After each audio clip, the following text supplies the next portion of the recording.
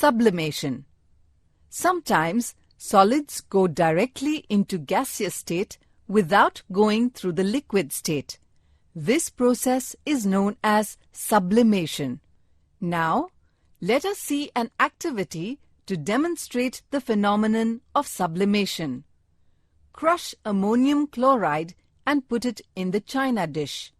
Cover it with an inverted glass funnel with a cotton plug at the narrow end. Keep the dish on a wire gauze placed on a tripod stand.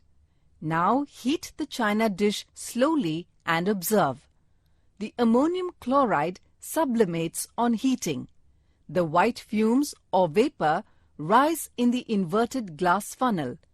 It condenses on the cooler inner surface of the inverted funnel in the form of crystals.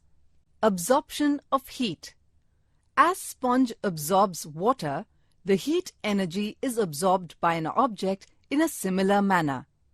Heat enters the object and warms it. The longer the object is exposed to a heat source, more heat is absorbed. Different colors respond to heat absorption differently.